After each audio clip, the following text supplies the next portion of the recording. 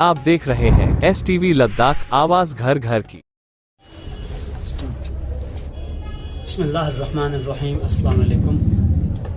सबसे पहले मैं मेरे फैमिली का बहुत शुक्रगुजार हूँ कि आप शॉर्ट नोटिस पे यहाँ पे चले आए, हमारे शॉर्ट नोटिस पे यहाँ पे चले आए, इसके मैं बहुत ही शुक्रगुजार हूँ। तो आज की जो प्रेस कॉन्फ्रेंस करने का मेन जो मकसद है हमारा, वो कल का जो हमारा करगिल डेमोक्रेटिक अलायंस के साथ जो हमारा मीटिंग था, जिसमें हमने लद्दाख में चल रहे करगिल में जो हमारी डिस्ट्रिक्ट में या हमारी यूटी में कहे जो अनएम्प्लॉयमेंट का जो इश्यूज है आजकल बर्निंग टॉपिक है, उसी मुद्दे के लेकर कल हमारे डेमोक्रेटिक अलायंस के साथ एक मीटिंग था, जहां पे हमने बहुत सारे इश्यू पे डिस्कस किया था।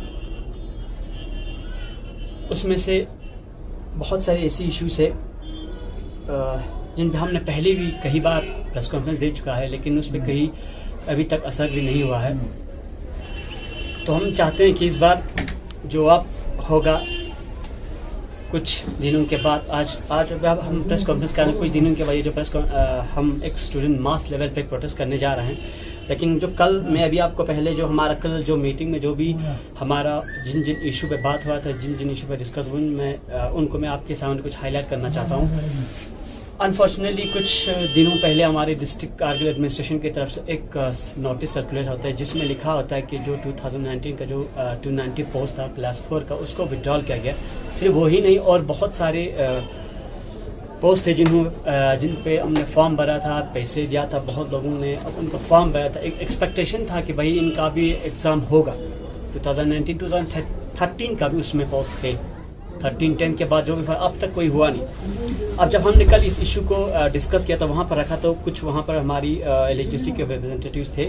तो उस दिन कल जो हमारे डीसी साहब ने भी कहा प्रेस कॉन्फ्रेंस में, आपको बखूबी इल्म होंगे इस चीज़ के बारे में कि जो डीसी सर ने कहा था वो 1000 तरह के उसमें एक्सक्यूज दिखा रहा है। एक जो मैं आप जो भी एक्सक्यूज दिखा रहा है, कह रहा है कि पहले हम जम्मू कश्मीर के साथ थे, रूल रेगुलेशन अलग थे, जो भी था हमें नहीं पता था। आपके पास टाइम था, आप कंडक्ट कर सकते थे। 3 साल आपने ऐसे ही गवा दिया। हालांकि जब वहां से कोर्ट से स्टे हटने के बाद दोबारा आया था, आपको खुद डीसी सर ने एश्योरेंस किया था वहां पर। आप वो हाल 2 दिन पहले हमने ट्वीट भी किया था उसी वीडियो को, जिसमें कहा था डीसी ने कि हम उसको री एडवर्टाइज करेंगे जो क्लास 4 का होगा, और नाउ सडनली सेड कि उसको विड्रॉल किया गया। ये हमारे बिल्कुल समझ से बाहर है। पहले आपको वादे करना ही नहीं चाहिए कि इस तरह के आप एग्जाम करेंगे। अब ये एक्सक्यूज छोड़ दिए, सारे एक्सक्यूज है अब जो दिखा रहे हैं सारे। हम चाहते हैं कि जो हमारे क्लास 4 के जितने भी बच्चे जिन्होंने फॉर्म भरा, तो उन्हीं बच्चों का एग्जाम हो। इसमें अगर आप एग्जाम नहीं होता तो अब देखो इसका प्रॉब्लम क्या होगा, इसके कॉजेस क्या होगा। देखिए, एक मान लो एक 1985 का एक लड़का था जिन्होंने उस टाइम फॉर्म भरा था ना, अब उसका एज कितना हो गया होगा? क्या आप अच्छी एक थी आप एश्योरेंस दे दो कि उन सारे लड़कों को जिन्होंने फॉर्म भरा, उन सारे लड़कों को अगर आप उसी एग्जाम में बैठने के वो रिलैक्सेशन देंगे, जिन्होंने उन सबको आप उस एग्जाम में बैठने के लिए अगर आप रिलैक्सेशन देंगे, तब हम मानेंगे। चलो ठीक है, आप दे दो रिलैक्सेशन। जो रिलैक्सेशन पहले था उसी आप रिलैक्सेशन पे अगर जो फॉर्म जैसे जितने भी लोगों ने फॉर्म भरा, तो उसी फॉर्म पर आप दोबारा उन सारे कैंडिडेट को भरने दे दो विद एज रिलैक्सेशन के साथ। जब आपने कल सवाल पूछा, आप मीडिया में किसी ने तो पूछा एज रिलैक्सेशन को लेकर, तो उसने कहा था 2 साल का रिलैक्सेशन, उसके बाद हम देखेंगे। नहीं, हमें बराबर रिलैक्सेशन चाहिए। जो 1985 का होगा उसको भी अब फॉर्म, आप पता है जब फॉर्म भरेंगे तो कितने लोग आएंगे, मोर देन 10,000 आएंगे। अब बस ले आएंगे, वो क्लास 4 के इसमें 10 एलिजिबिलिटी होता है। अब तो जो ऑब्वियसली आएंगे 15,000 से भी ऊपर जाएंगे। हम चाहते हैं कि डिस्ट्रिक्ट एडमिनिस्ट्रेशन जो वो जो पोस्ट जैसे भी था उसी पे एडवर्टाइजमेंट करके, उसी को री एडवर्टाइज करके, उन्हीं लड़कों को जिन्होंने फॉर्म भरा उसी का एग्जाम हो, फ्री एंड फायरली हो।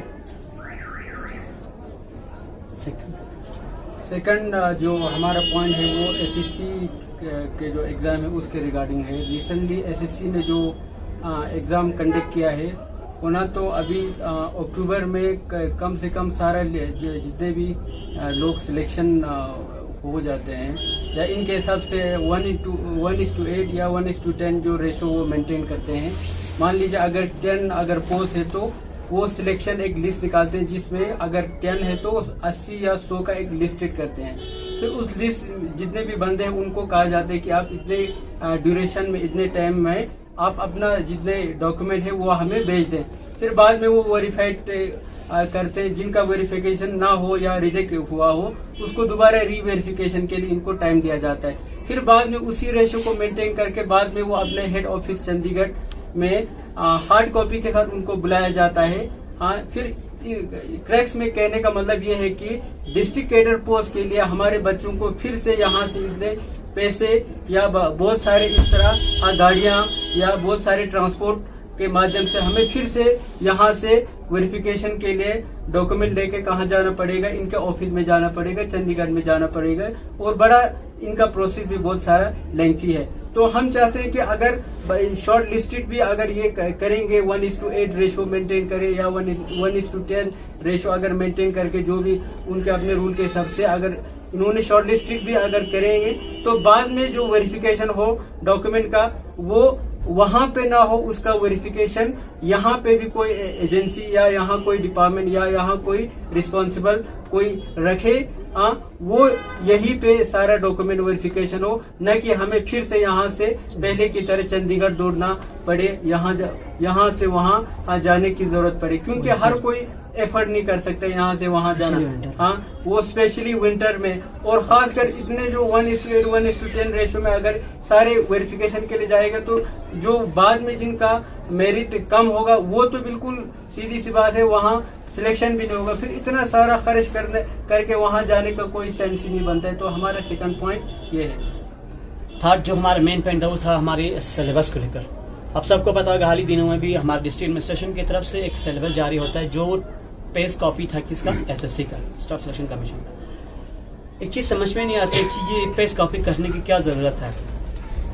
चाहते तो थोड़ा टाइम लेके अपना एक सिलेबस फ्रेम कर सकते थे।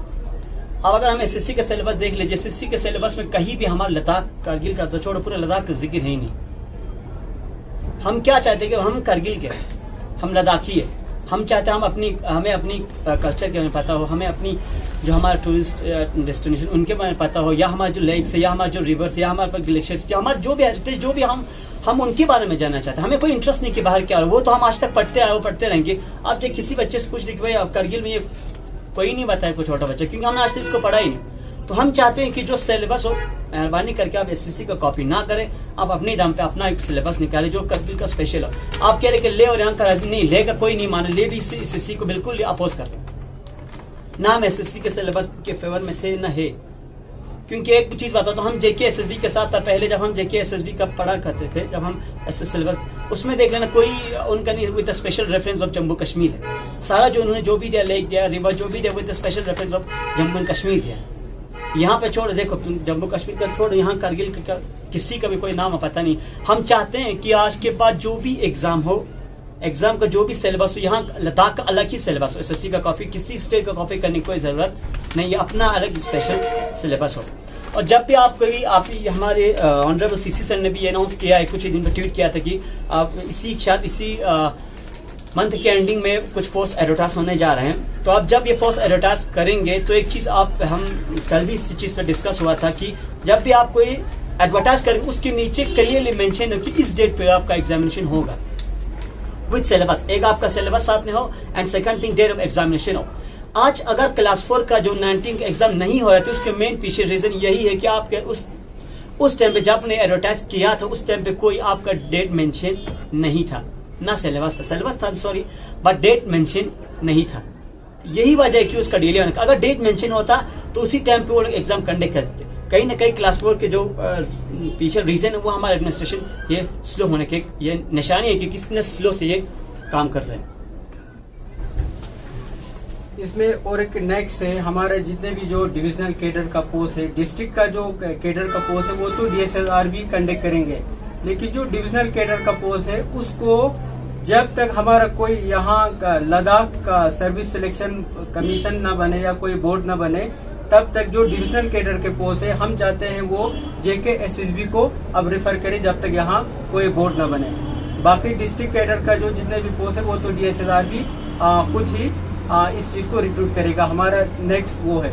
इसके बाद नेक्स्ट हमारा मांग है हमारे जो एग्जामिनेशन सेंटर, जैसे आप सबको पता है हमारा जब भी एग्जाम होता है डीएसएलआरबी का, हमें एक मैदान में रख के ऐसे भेड़ बकरियों की तरह रखा जाता है, उतना इंतजाम भी उतना होता नहीं है और साइड टॉकिंग तो होता ही है और पता भी नहीं चलता, इतना लंबा लाइन लग जाता है। तो हम चाहते हैं कोई डिग्निफाइड तरीके से हमारा एग्जामिनेशन इस तरह कंडक्ट हो, एग्जामिनेशन सेंटर बने और वहाँ कम से कम एक CCTV कैमरा इंस्टॉल करें, या एक मीडिया वाले या कोई आपका जो रिप्रेजेंटेटिव है उनको वहाँ वीडियोग्राफी, हर कैमरे का हर सेंटर का एक वीडियोग्राफी किया जाए, तो कम से कम उस तरीके से फ्री एंड फेयर तरीके से कंडक्ट कर सकते हैं, डिग्निफाइड तरीके से, डिग्निफाइड वे से एग्जामिनेशन हम कंडक्ट कर सकते हैं। इस तरह एक मैदान में इस तरह खड़ा करके इस तरह एग्जाम दे रही है, कोई डिग्निफाइड तरीका नहीं है। तो मेहरबानी करके इसमें भी थोड़ा चेंजिंग करने की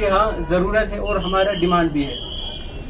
अब जो नेक्स्ट हमारा और एक इसमें टॉपिक ऐड हुआ था वो हमारा हुआ था गेस्टेड पोस्ट को लेकर। जब यूटी बना था बहुत सारे ऐसे लोग थे, बहुत सारे हमारे ऐसे लीडर्स थे जिन्होंने ओपनली दावा किया था कि हम आपको हजारों में नौकरियां देंगे, हम आपको जॉब की कमी होने नहीं देंगे, हम आपको ये देंगे, हम इतने जॉब, इतने बहुत सारे वादे हुआ थे। वादे किया विकास का भी जाओ यूट्यूब पे तो आपको मिल जाएगा कब कहाँ पे कैसे वादे हुए थे। लेकिन अनफॉर्चुनेटली वो सारे वादे जुमले थे, वो सारे वादे हुए थे, जबानी थे, जब मीडिया के सामने था तब वादे थे, इसके बाद सारे भूल गए थे। आज तक हम देखना लेह में भी अभी जो हालात है यहाँ भी सेम होंगे। अब क्या करे तो क्या करेगा लड़का? आप कह रहे हैं कि फलाना इसके शिकार हो रहा है, ड्रग्स के शिकार है, वो हो रहा है, ये हो रहा है, डिप्रेशन के शिकार होंगे, अभी तो और होंगे। अगर ऐसा हालात रहा तो और भी ये सोसाइटी दिन ब दिन वर्स बनते जाएगा, वर्स से भी वर्स हो जाएगा। देख रहे आप किस तरह हालात है, जॉब है ही नहीं, काम करे। आपको पता है 6 महीना टूरिस्ट कटअप रहता है और हमारे पास एक सोर्स ही है, यही तो था। अब अगर मान लो यही रास्ता बंद हो गया तो हम एक लड़का करे भी तो क्या करें? अब इस मुद्दे यही है कि हमारा जो गेस्टेड का पोस्ट जब शोर करने के बाद 1-2 साल शोर करने के बाद लास्ट उन्होंने शायद पता नहीं किस तरह से SSC को रेफर किया था, जो हमारे शायद जिंदगी में ऐसा कभी किसी ने एग्जाम नहीं दिया होगा। SSC का जो एग्जाम उन्होंने कंडक्ट किया था वो सबसे वर्स्ट था। आज भी हम इसका सजा भुगत रहे हैं। अगर कुछ आज 3 साल बने, अगर 2 साल में अगर थोड़ा जल्दी करके अगर कोई बोर्ड बना देते, ये नौबत नहीं आता, हमें ये चिल्लाना नहीं पड़ता, कोई रोड पे आना नहीं पड़ता। जिस तरह लेह में देखो, कारगिल में देखो जो हालात हो रहे, ये नहीं होता अगर उस टाइम पे अगर कोई आपने एक्शन लिया होता, कोई अच्छा से प्लानिंग बना के एक अच्छा से बोर्ड सेटअप किया होता ना, तो ये नौबत नहीं आता। पिछले 3 साल से हमें कोई गेस्टेड पोस्ट का आता पता नहीं। अब ये समझ में नहीं आया कि पता नहीं कब होंगे। अब ये दावा अब UPSC करने करेंगे, कहाँ हम उनके साथ फाइट कर पाएंगे? आपको पता है इस कंडीशन में कहाँ उनके साथ हमें अपने बच्चों स्टूडेंट की हमें एबिलिटी पता है, कहाँ हम इसके साथ फाइट कर पाएंगे? UPSC के करेंगे। हम चाहते हैं कि जब तक आपका कोई बोर्ड ना बने, JKPSC के साथ वो मार्च करके उसके साथ कंबाइन करके सारा एग्जाम करने कर लो।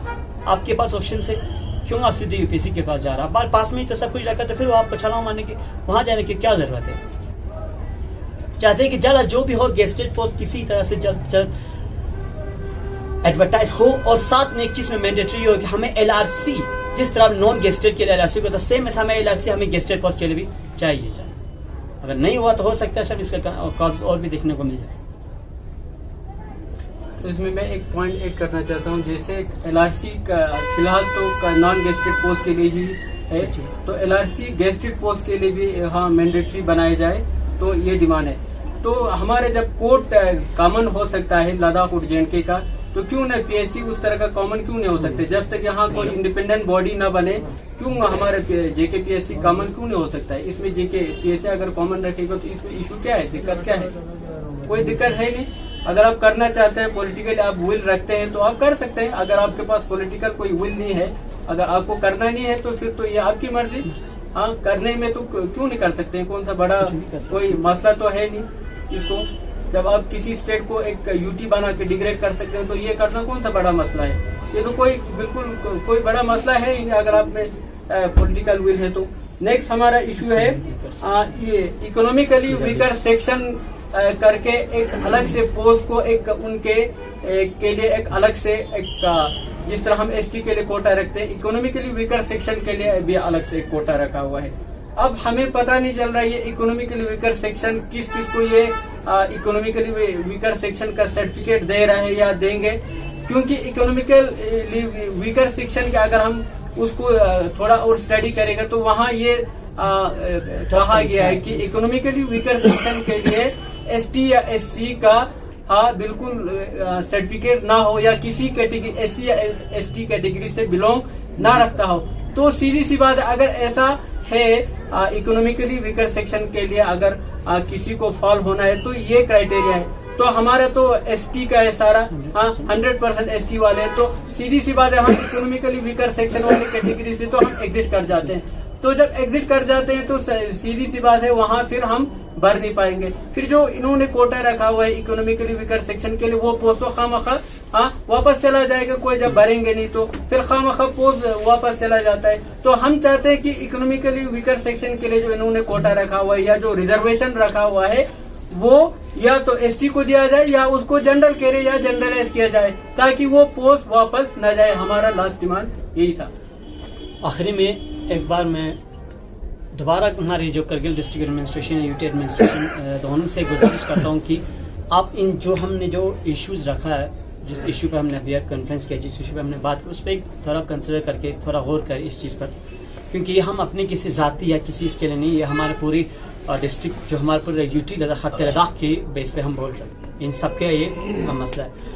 जो हमारा कल मीटिंग हुआ था केडियो में, दो चीज़ इसमें हमारे जो करगिल डेमोक्रेटिक अलायंस के जो मेंबर्स उन्होंने ये वादा किया कि ये जो अभी कुछ इसमें दो वो हुआ था, इसमें एक हुआ था जो हमारे लद्दाख लेवल पे, सेकंड हुआ था हमारी डिस्ट्रिक्ट लेवल पे। जो लद्दाख की जो लेवल पे जैसे कि आपके एसएससी है या एलपीएससी, इन सारे का मिला के हमें केडीए ने वादा किया है कि हो सकता है आने वाले दिनों में एपेक्स के साथ मिल के इस इशू के मास लेवल पे हम इसको हाईलाइट करने जा रहे हैं। और आने वाले दिनों में हमें ये भी एश्योरेंस किया कि जहाँ कहीं भी जैसा भी स्टेप लेंगे हम केडीए हमारे साथ, जो भी हमारे पॉलिटिकल रिलीजियस है, हमारी जो ऑर्गेनाइजेशन है, वो सारा हमारे साथ खड़ा होंगे। अब डेट तो अनाउंस नहीं करेंगे, हो सकता है आने वाले दिनों में नेक्स्ट वीक में ही जितने भी हमारे कारगिल के स्टूडेंट यूनियन से सारे इकट्ठा होकर एक मास लेवल पे प्रोटेस्ट करने जा रहे हैं, स्पेशली हमारी जो अनएम्प्लॉयड इश्यूज है और उसमें स्पेशली हमारे जो भी पोस्ट आपने विड्रॉ उसको लेकर मैं गुजारिश करता हूँ तमाम आवाम से, तमाम अनएम्प्लॉयमेंट यूथ से कि आप आइए इस प्रोटेस्ट में शरीक हो जाए। अभी डेट अनाउंस नहीं हो सकते, नेक्स्ट वीक में हम पक्का इस पे प्रोटेस्ट करने जा रहे हैं। लास्ट में एक बार दोबारा मैं मेरे फटने का बहुत शुक्रगुजार हूँ कि आप यहाँ पर आए। अस्सलाम वालेकुम। इसमें जो मेगा प्रोटेस्ट आप करने जा रहे हो, इसमें कोलैबोरेशन विद ले स्टूडेंट यूनियन भी होंगे? हाँ, ले स्टूडेंट। और डेट अभी आप लोगों ने कोई फिक्स नहीं किया, अभी टेंटेटिव में रखा है, तो केडीए का कितना सपोर्ट होगा इस मेगा प्रोटेस्ट में?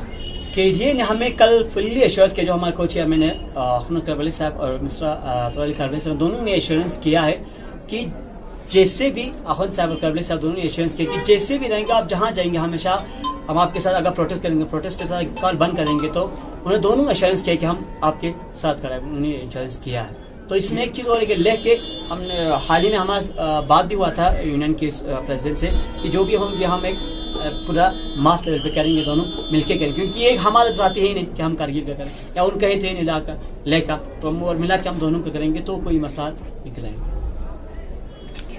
Thank you.